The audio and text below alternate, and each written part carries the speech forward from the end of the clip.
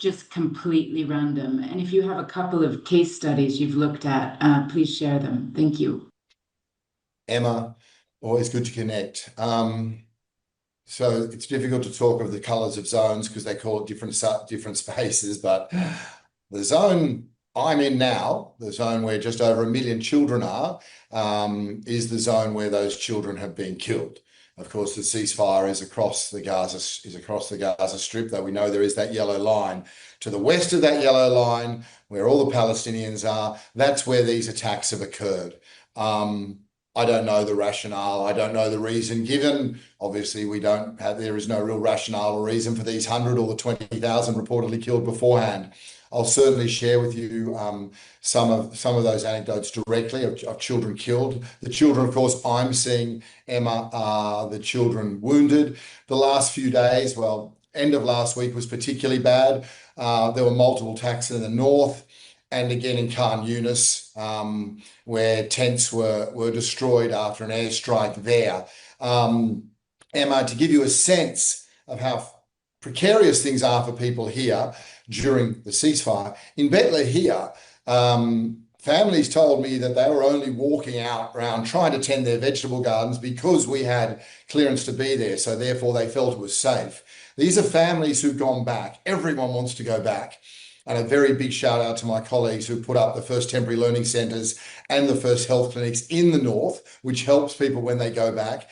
Emma, they've gone back to rubble, but they do not want to be in tents, these windswept tents I see on the beach. They want to be at home. So thousands of people are setting up their tents next to the rubble. It's a very stark image to see someone's home, the remnants of it next to their tent. But they all explained to me how dangerous it is still to walk around. A man explained his brother had been shot 2 days earlier by a sniper. I met the man. I saw where he'd been shot in the hand. I met a mother who showed me her tent and showed me the shrapnel where it had ripped through and gone through the mattress. And it was only because she'd been sleeping with her baby and she'd left that tent minutes earlier that she and the baby weren't injured. So that's the life that continues for far too many families here during this ceasefire.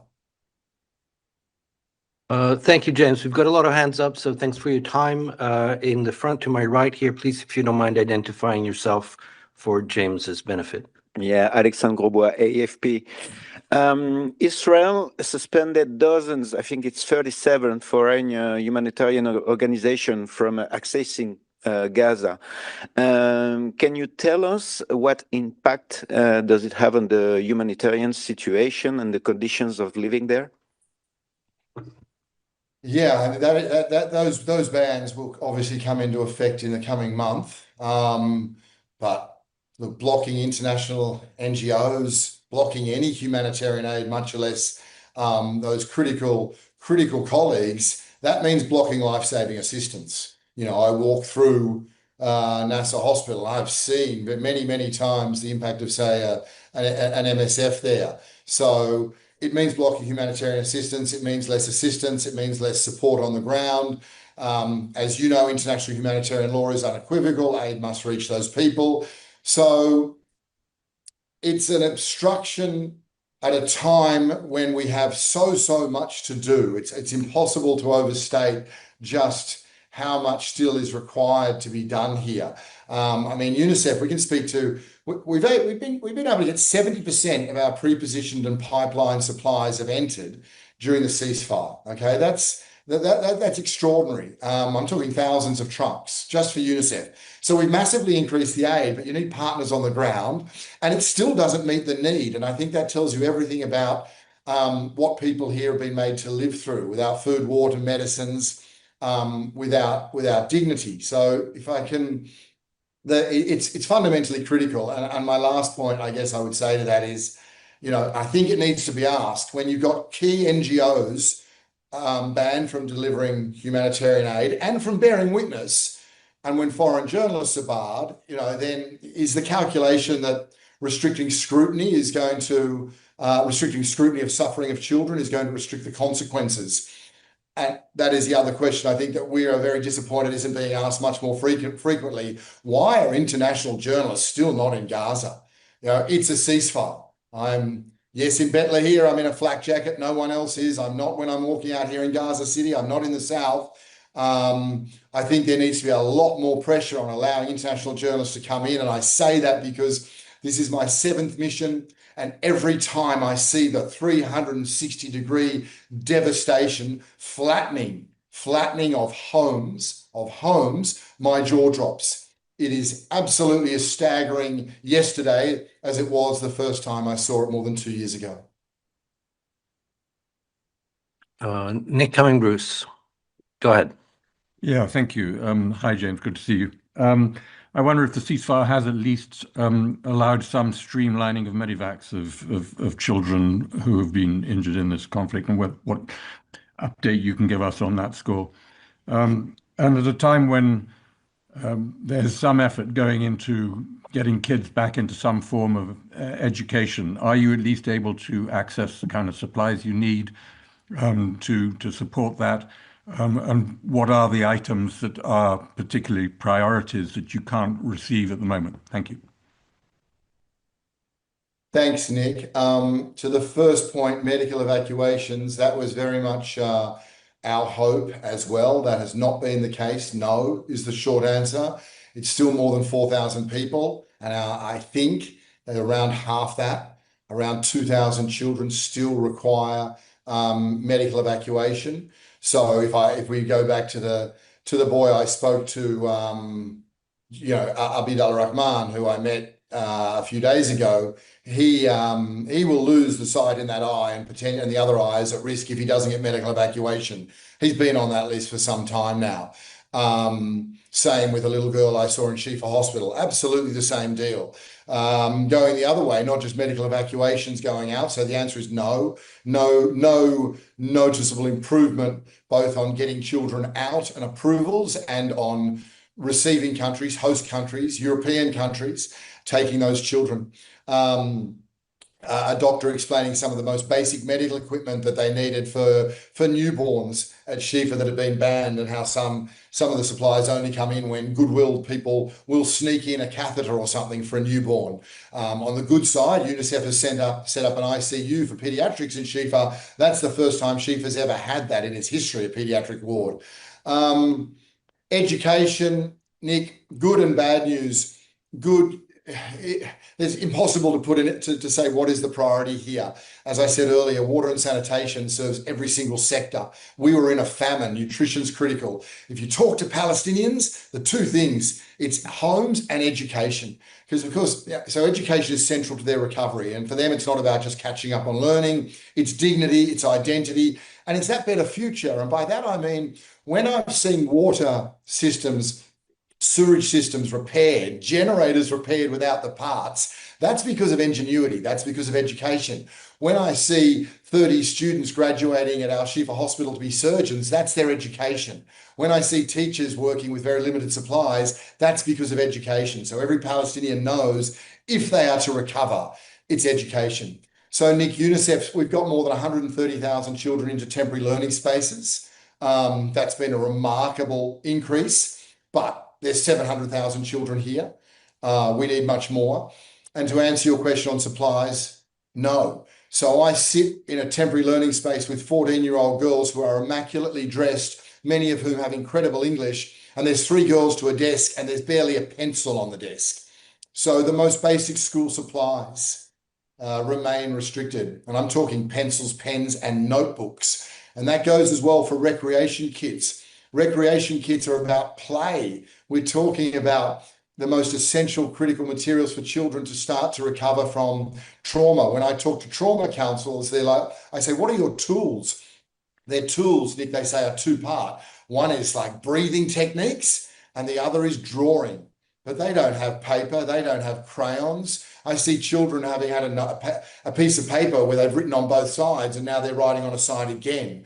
So whether it comes recreation kits for trauma or whether it comes education supplies, we keep pushing, the denials keep coming.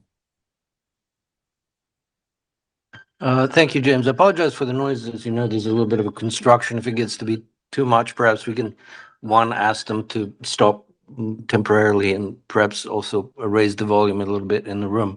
Let's go to John Zarkostis. Good morning, James, and Happy New Year.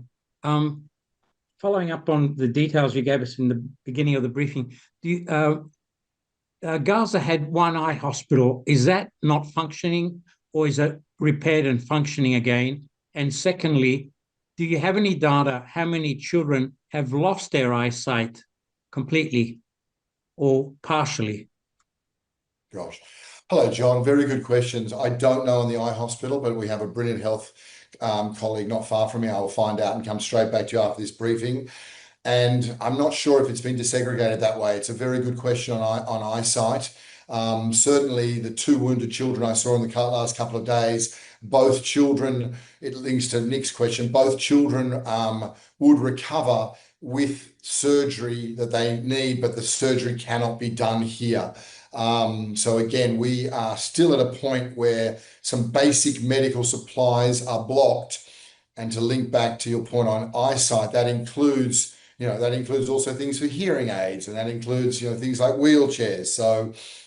So there is a long way to go, but I'll come back certainly on the eye hospital and do my best, John, on numbers around eyesight, just as we tried so long on things like amputations and injuries in general that will permanently incapacitate a child.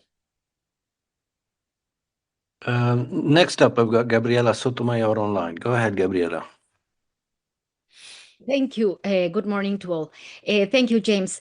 I don't know how to ask this question, but I will try. You mentioned that drones and everything are targeting children. So my question is there do you see a level of interest in kind of ethnic cleansing? I mean, because children, if you kill children, they don't grow old, and they are not more, Palestinians there. So what is your comment on that? Gabriela, hi. Look, UNICEF is very clear on this. It's impossible for us to try and understand the intent, but it's very difficult at the moment for Palestinians to continue to restart their lives, right? All the sectors that the devastation to homes is unprecedented. 85 to 90% of schools damaged or destroyed. And I mentioned earlier why education here is so critical if there is to be a recovery. And we can't get in notebooks and pencils.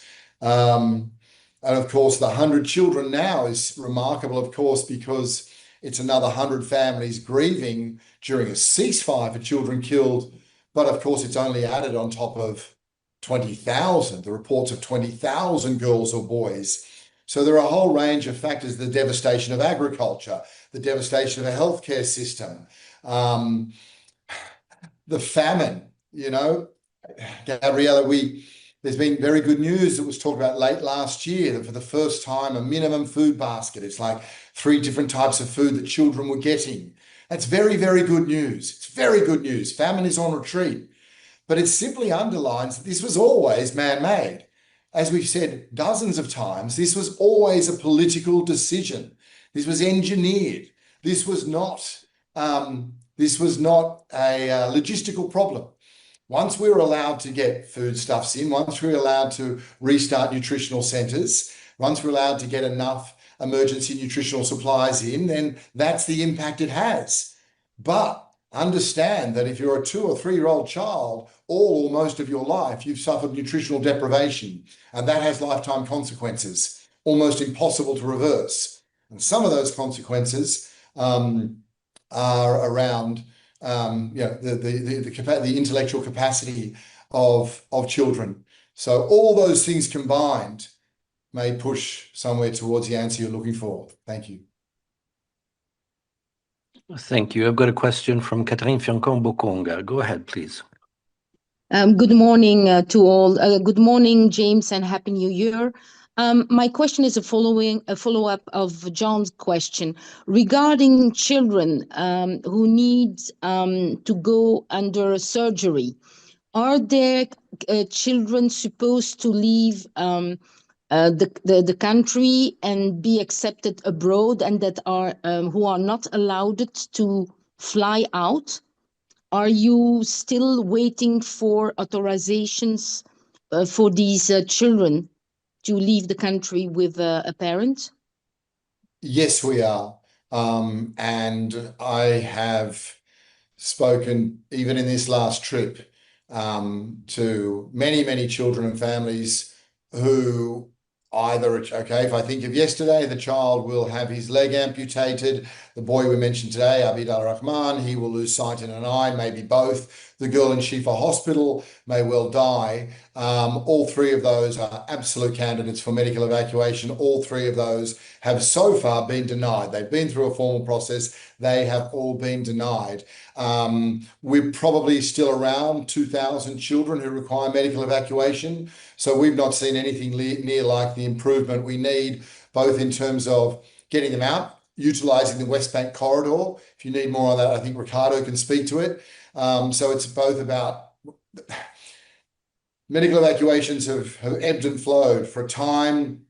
In the first stages of the war, many children went through Rafah. As soon as Rafah closed, we saw a 90% reduction. So the remarkable luck of a child surviving an airstrike and the horrors that brings of shrapnel and fire in their home, only then to die from their wounds over weeks because they were banned from leaving. Then that changed and more children were allowed out. But because of the Rafah crossing, we weren't seeing countries open their doors, hospital doors, nor their hearts. I'm talking European countries, North America, Australia. That was not happening. We're still not seeing that to nearly enough. There are countries like Italy who've taken a relatively large number. There are many other Western European nations who have taken a grossly inadequate number of children who quite simply their lives would be saved, their limbs would be saved if they could make that fairly straightforward journey.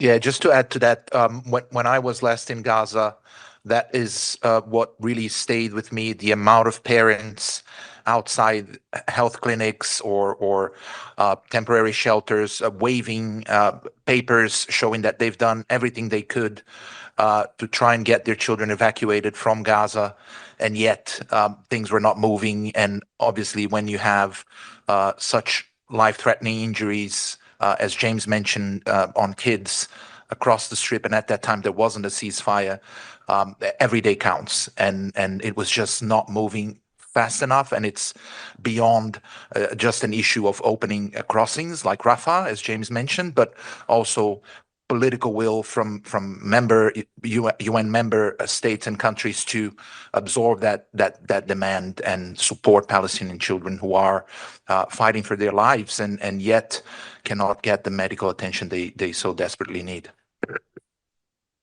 Thank you very much, both. Catherine, I see your hand is still up. I don't know if you have a follow-up. Yes, thank you, Michele, for giving me the floor back. It's regarding the figure about children waiting for leaving the country or would need to leave the country. James, you spoke about 2,000. You mentioned 2,000 children. Does it mean that 2,000 children should leave the country? Or how many out of them have their has the exit been denied, refused? Could you clarify these figures? Thank you. Yeah, thank you. Look, so medical evacuations is a WHO mandate, and they have been, to be quite frank, tireless and brilliant on that. I've seen what they've done, both in terms of going through the crossfire, but also in terms of the bureaucracy. So I do want to defer to them, but I know it's more than 4,000 people have been approved in that process for medical evacuation. Then whether they are approved to actually leave by the authorities is a different matter. Of that 4,000, and I was trying to find this number, I believe it's around half. That means 2,000 children have satisfied the criteria for medical evacuation. Now, some of those will have the diseases that we see children suffer and get treated with quite easily in other countries, right? But the vast majority are wounds where if they don't get treated, as I say, they lose an eye, they have an amputation, and or they just continue to live in immense pain. But it is around 2,000 who've satisfied the criteria and are now waiting for the approval by the authorities to get out of Gaza and to have a third country to go to. Thank you very much, James. I'm looking to see if there are any further questions on this. We appreciate your time. We appreciate the stress and strain of your 7th mission in Gaza. I've got Christian, perhaps he wants to come in on this topic since you mentioned WHO. Christian, go ahead.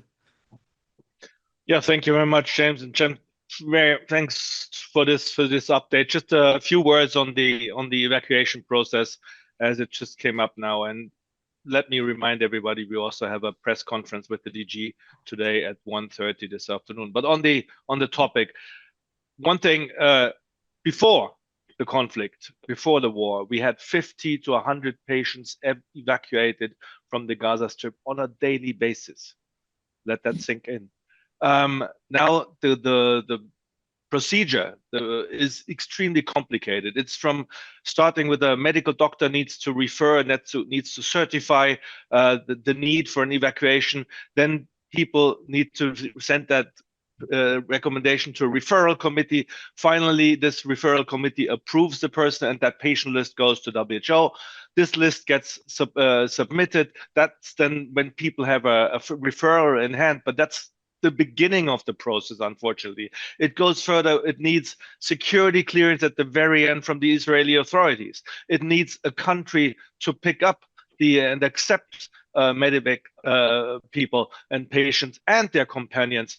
And these last two steps are very often where, despite the referral papers in hand, despite the system in Gaza ready to go and ready to evacuate, we still cannot evacuate patients, and they either do not get accepted outside or cannot leave because of the companions, for security clearance, what have you. So the process is extremely tiring and unfortunately deadly long. It's a lethal process nearly for some. We can't speed it up at this point. Thank you for coming in on that, Christian. I don't know whether you want to say a little bit more now briefly about the press conference that you mentioned, or whether you'll come back later. If I'm on, thank you very much. I can do that right away. Yes, that's the only thing to say. We have at 1:30 today, so that's already in 2.5 hours. DG press conference, you have all seen the invitation, and it's also on, especially on health taxes. Today, there are 2 reports. You can have the reports beforehand. Many of you have already asked for it. If you haven't done so, please check with media inquiries for the reports that will be discussed today, amongst many other topics. Thank you. Thank you, Christian. Thank you very much to James Elder in Gaza. Thank you to Ricardo here in Geneva. And we're now going to move on to Jeremy Lawrence from the human rights side. And you've got 2 items for us, right? Thanks, Michele, and good morning, everyone. As you will have seen, the High Commissioner has just issued a statement, or is issuing a statement imminently on Iran. We are horrified by the mounting violence directed by security forces at protesters across Iran, as reports indicate hundreds have been killed and thousands arrested. The killing of peaceful demonstrators must stop. The labelling of protesters as terrorists to justify violence against them is unacceptable. We urge the Iranian authorities to halt immediately all forms of violence and repression against peaceful protesters and to restore full access to the internet and telecommunications services. As we saw most recently in 2022, broad sections of the Iranian population have taken to the streets, demanding fundamental changes in the governance of their country. And once again, the authorities' reaction is to inflict brutal force to repress legitimate demands for change. This cycle of horrific violence cannot continue. The Iranian people and their demands for fairness, equality, and justice must be heard. All killings, violence against protesters, and other human rights violations must be investigated in line with international human rights norms and standards, and those responsible held to account. Several hospitals are reportedly overwhelmed by the number of casualties, including children. Nationwide internet and telecommunication shutdowns are one of the main challenges to full verification. There are reports indicating that members of security forces have also been killed. It is also extremely worrying to see public statements by some judicial officials indicating the possibility of the death penalty being used against protesters through expedited judicial proceedings. The High Commissioner stresses that Iranians have the right to demonstrate peacefully. Their grievances need to be heard and addressed, and not instrumentalized by anyone. Thank you, Jeremy. I expect there might be some questions on that. I see a couple in the room. I think Jeremy first. So, go ahead. Thank you, Jeremy.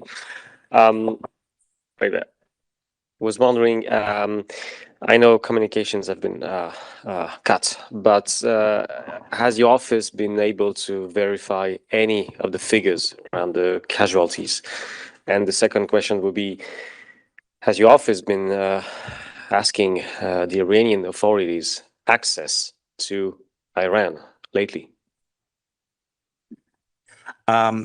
Starting with your first question, yes. We have problems verifying information, namely because two reasons. Our office doesn't have direct access to Iran. Secondly, because of the internet shutdown. Now, from what I've heard this morning is that to an extent there has been a partial restoration of telephone services, but there's still serious issues with the internet. With respect to our office, yes, we are in touch with the Iranians over this, as we have been in the past. Similarly, with respect to the 22 protests following the killing of Mahsa Amini, and we will continue to engage with them. Would we like access to Iran? Of course. Yeah, we don't.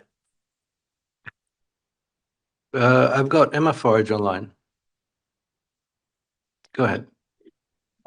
Yeah, just to repeat the question, please, from my colleague. Have you verified any of the deaths yourselves? I know you have difficulties, but have you confirmed any and how many? And do you have any details of mass arrests as well? Thank you. Yes, thanks, Emma. So just to more or less repeat what I said to Jeremy, is that we're getting information from various sources on the ground. These are reliable sources.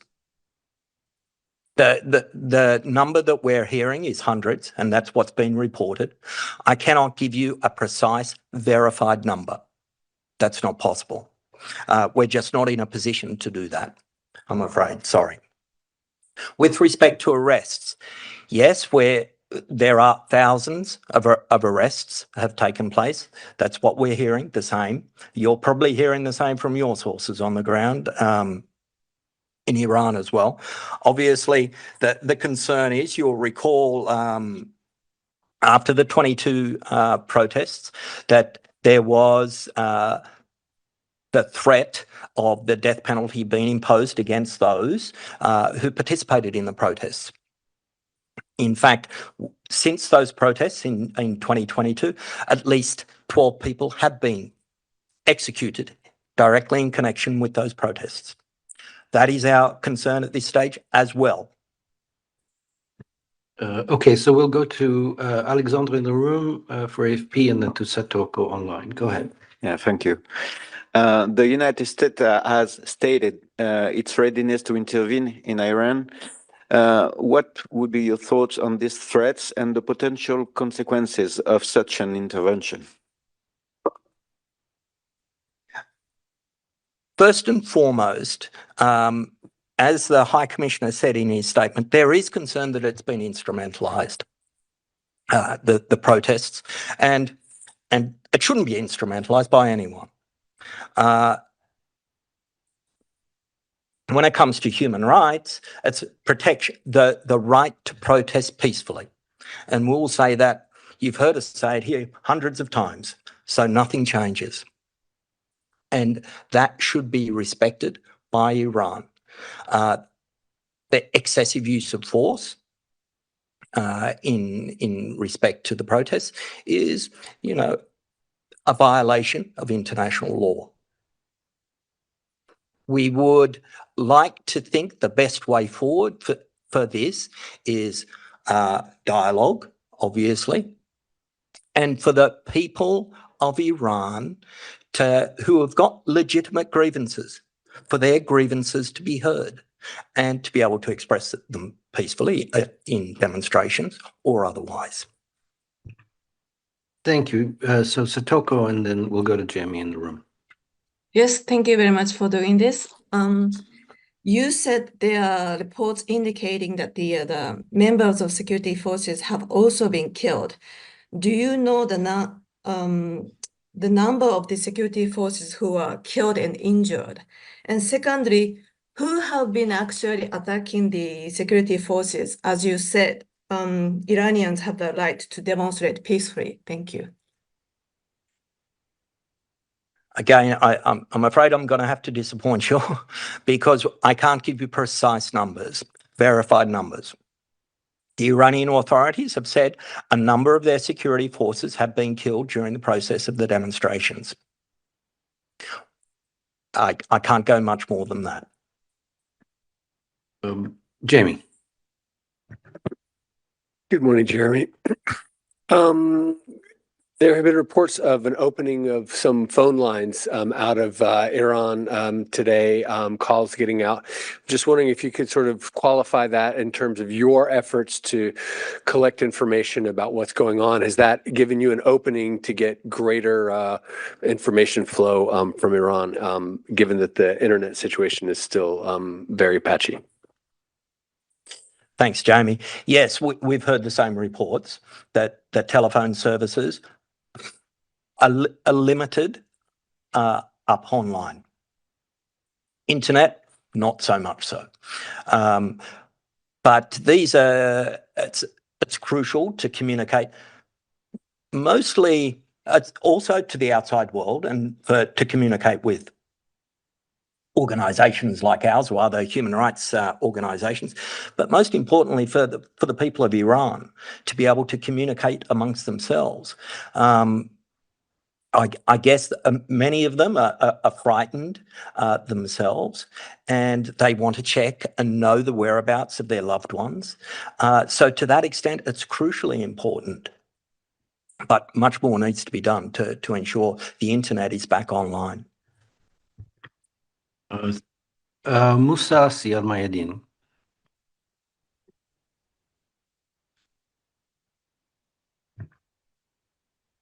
Moussa, on vous entend pas. Oui, bonjour, mais c'est pas sur l'Iran. Oui, ça va maintenant. C'est bon? Oui, c'est bon. Oui. Well, I have a question about the violence used by U.S. security forces against protesters in some U.S. cities. And do you have any information about the situation of the... Thanks. Moussa, sorry to interrupt. I think Jeremy will take that question, but he's got another item. So I think we'll finish up with Iran. Yeah, I told you it's not for Iran. We can park. Yeah. Okay. Thank you. Thank you so much. Okay. I'm sorry. I didn't hear. It wasn't clear to me at the beginning. Okay. Any more questions on Iran? Going once, going twice. No. I think your next item then on Sri Lanka.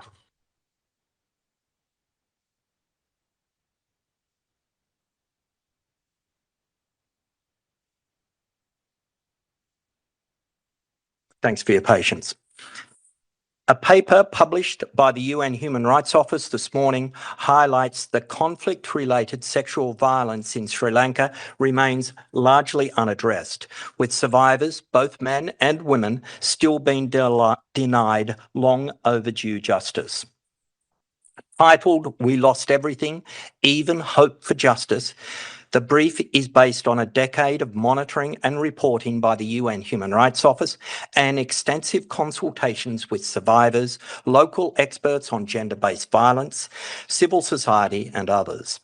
It concludes that the government of Sri Lanka must urgently follow through on its commitment to advance domestic accountability and undertake transformative reforms with specific attention to this issue. The document finds that the lack of accountability, acknowledgement and reparations for gross human rights violations and wartime crimes have created a legacy of impunity that continues to shape the lives of survivors today.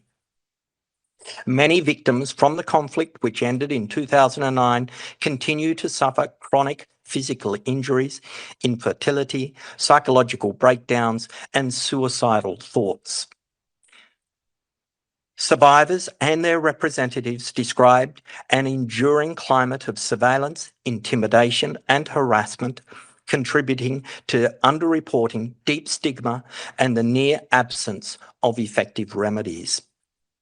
Sexual violence in conflict constitutes a serious violation of international law, which may amount to war crimes or crimes against humanity. Sri Lanka is legally obligated under multiple international treaties and commitments to prevent, investigate, and prosecute such reparation for survivors. The paper highlights how militarization and emergency legal frameworks have created an environment in which gender-based violence, including sexual violence, continued to be reported after the conflict. Beyond the shocking cruelty of the abuses, including rape, sexual mutilation, forced nudity, and public degradation described by survivors, many felt that such attacks were intended to cause lasting trauma and break down communities.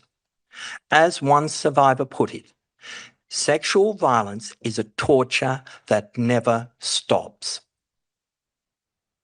The paper finds that stigma extends to their families, and children born of rape have been labelled and discriminated against. Communities remain fractured by silence, fear, and unresolved trauma. It calls on the government of Sri Lanka to take immediate and concrete steps to publicly acknowledge past sexual violence committed by state forces and others, and to issue a formal apology. It should also implement survivor-centred reforms across the security sector, judiciary and the legal framework, establish an independent prosecution office, and ensure access to psychological and social support. UN Human Rights Chief Volker Turk says recognition, truth, accountability and reparations are critical to restoring dignity to survivors and advancing reconciliation and healing in Sri Lanka. Thank you, Jeremy. Sexual violence is a torture that never stops. We'll just take a pause there to let that sink in. I'm going to see if there are any questions on Sri Lanka. And I see a hand up. Nick, go ahead. I assume it's on Sri Lanka. Yeah, it's on Sri Lanka. Thank you. Jeremy, are we to understand that sexual violence has stopped? Can you say categorically it has stopped, or is it still continuing? It's been associated very much with the police in the past as well. So are you confident that it doesn't continue? Thank you. Sexual violence, this report specifically is referring to sexual violence in relation to the conflict, Nick. So sexual violence we have documented in the past, and in fact the High Commissioner referred to this during his visit to Sri Lanka last year. Sexual violence is still a concern in Sri Lanka, yes. Thank you. I'm looking to see if there are any more questions on Sri Lanka. If not, Musa, perhaps you'd like to repeat your question and then see if for Jeremy, I assume. Go ahead.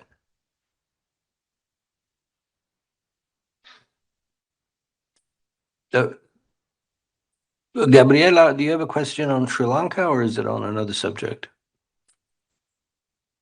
Hi, thank you, Michele. It's on another subject. Okay, so let's go to Musa and then we'll come to you. Go ahead, Oui, Musa. merci. Oui. Well, my question about the violence used by U.S. security forces against protesters in some U.S. city like Minneapolis. Do you have any information about the number of detainees or injured? And do you have any information about the situation of the Venezuelan president who was kidnapped by the United States? Thank you. Thanks, Musa. I'll work my way backwards if you don't mind. On the second question, I don't have anything further to add apart from what we said in the past. With respect to your first question and the violence, and I guess you're referring more specifically to Minneapolis.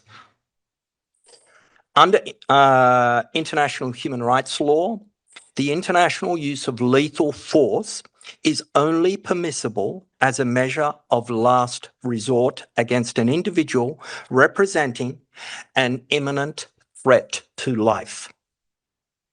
We take note of the FBI investigation and insist on the need for prompt, independent, and transparent investigation into the killing of Ms. Good. We urge all authorities to take measures to de-escalate tensions and refrain from incitement to violence. Thanks. I think Jamie wanted to come in on that. Go ahead. Thank you, Jeremy. Thank you, Musa, for the question. Following up on that, you say that the use of lethal force is only permissible as a measure of last resort against an individual representing an imminent threat to life. What is the assessment of the UN Human Rights Office about whether there was an imminent threat to life or not in this case? Jamie, that wouldn't be really for us to make a judgment call on. What we have said quite categorically is there needs to be an independent and prompt investigation into this. Thank you. I think Gabriela next. Go ahead. Yes, thank you very much, Michele. Hi, Jeremy, my question is on Venezuela. Do you have a comment on the situation of the people inside Venezuela? Because I heard that the new president, Delcy Rodriguez, said that everyone that says something against the government will be detained. Is that accurate? Do you have a comment on that? And also, what about Edmundo González, who was elected president in the elections of 2024? I mean, he's the president of the country. Why Delcy Rodriguez is there? I mean, that's my questions. Those are my questions, if you have comments. Thank you so much. Thanks, Gabriela. The second question, I would actually point you probably to New York. I think that's more of a political question that they can take. With respect to your first question, I guess the answer is simply that the people of Venezuela should be entitled to live in peace and go about their lives with all due respect for their human rights. Obviously, there has been the people of Venezuela have struggled over years, and we would like to think that there is progress in helping them transform their lives from and to avoid the misery that they've experienced for so long.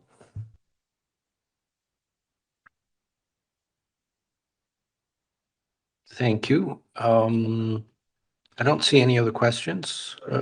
Yeah, go ahead. Go ahead, Jimmy. Yep. Sorry, Jeremy. I just wanted to, could you just reread your statement about in response to Musa's question? Because it sounded like you said the international use of lethal force. I think what you meant to say was intentional. So could you clarify that for me? Thank you, Jamie. You are absolutely right if that's what I said. So under international human rights law, the intentional use of lethal force is only permissible as a measure of last resort against an individual representing an imminent threat to life. Thanks for that, Jamie. Gabrielle, I don't know is that an old hand or a new hand? Do you have a follow-up? Yes, I have a follow-up. Go ahead. Yeah, maybe this is for OCHA, but I heard reports that in Venezuela are 8 million of people in need of humanitarian assistance, and the government doesn't allow any humanitarian organization to come in, not the media, international media, to come in. So if OCHA has something to say about this issue. Thank you so much. Thank you, Jens. Go ahead. Thank you, Gabriela. Yes, 8 million is what we have in our response plan of people who are in need of humanitarian support. At the moment, there are humanitarian organizations already in Venezuela, and they are responding as I speak. And we actually have fairly good access across the country to do as we have done in the past, and that we hope to continue in the course of this year. I think, as I mentioned last time, these are very, of course, dramatic political developments, but the everyday living situation, humanitarian situation for these 8 million people haven't changed that dramatically. So it's very important that we can stay and continue to deliver. Thank you, Jens. Before we let Jeremy go, perhaps we'll have him, he has an announcement to make about Sudan. So let's have him do that, and then we'll go to Ukraine. Yes, thank you. You will have seen yesterday we issued an advisory. This is before the High Commissioner heads to Sudan. He departs tomorrow. He will be in Sudan from until the 18th of January. During the visit, he's scheduled to meet with authorities in Port Sudan, as well as civil society representatives and the UN country team. He will also visit the northern state, including Al Afad gathering site, and engage with people displaced by the conflict in Darfur and Kordofan, and he will also meet with humanitarian partners. Thank you. Thank you, Jeremy. And over to Jens for the launch of the 2026 UN Coordinated Humanitarian Response Plan in Ukraine, which I believe is going on right now. Yes, thank you very much, Michele, and good morning, everyone. As we are right now, this morning, working to confirm the reports that we are receiving about another round of deadly Russian strikes overnight that reportedly has hit Kiev, Kharkiv, and Odessa, and possibly other locations. We are right now launching in Kiev the United Nations Coordinated Humanitarian Response Plan for 2026, and we're doing this, of course, in collaboration with the government. It's a plan that complements the government's own support and with our many humanitarian partners in Ukraine. And indeed, it is live streamed right now, and I can see it is ongoing. So the electricity cuts that we hear from these overnight attacks in Kiev has apparently not yet at least hit the launch. So you can follow that on UN Web TV. As the war in Ukraine grinds on and soon enters its 5th year, humanitarian partners aim to reach 4.1 million people this year with life-saving support, and that includes food, healthcare, shelter, protection, cash assistance, as well as other types of aid. Overall, an estimated 10.8 million people across Ukraine will require humanitarian assistance this year, including internally displaced people, of whom there are 3.7 million, and others affected by the war. To realize this plan, we and our partners are asking for $2.3 billion this year. Frontline areas and northern border regions face the highest humanitarian needs due to the shelling, destruction of civilian infrastructure, and persistent disruption to essential services that people rely on to get through winter. That's power, that's heating, that's water. We have particular concern, of course, of people living in territories occupied by the Russian Federation, because they remain largely cut off from essential services and protection systems. As I mentioned, widespread disruptions to power and heating during extreme winter conditions, and we are talking -10 degrees in some places, are creating a crisis within a crisis and pushing people to the breaking point. Humanitarian assistance is delivered to complement the national response, and national and local organizations alongside their international partners, including the UN. They play a central role in this response, often the first to act in the most difficult and dangerous conditions. The full plan is now available online, and I will share the link in an email to you just after the briefing. Thank you. Thank you, Jens. Go ahead, please, F. Hi. Regarding the people living in the occupied territories by Russia, do they have access to the humanitarian aid, or do you know how is their situation different from the other territories? It is different because these are, as you know, contested areas. For the United Nations, this is still Ukraine. For the Russian Federation, it's not Ukraine. So there are issues at that level. And at the moment, we do not have the access as United Nations as we would like to see, because, you know, as I mentioned, there's 1 million people there that we believe are in need of humanitarian assistance that they are currently not getting. There are some NGOs that are operating there, but not at a scale that is required. Thank you. Gonna give that a moment to see if there are any more questions on Ukraine for Jens. So questions for Jens tout court. Doesn't seem like it. Thanks very much. He's relieved. I'm hoping Claire Nullis is still online, because she had an announcement to make. There she is. I see her. Good to see you, Claire. The floor is yours. Okay, yes, good morning, belated Happy New Year to everybody. It's just a quick announcement to say the World Meteorological Organization, tomorrow, the 14th of January, we will be issuing a press release on the consolidated global temperature figure for 2025. We're doing this in conjunction with 8 dataset providers. That includes the European Union's Copernicus Climate Change Service, includes the UK's Met Office, NASA, NOAA, Japan Meteorological Agency, and well, 3 others. That's just to give you an indication. We're getting a lot of media inquiries about it. Copernicus for Europe have already issued their figures under embargo.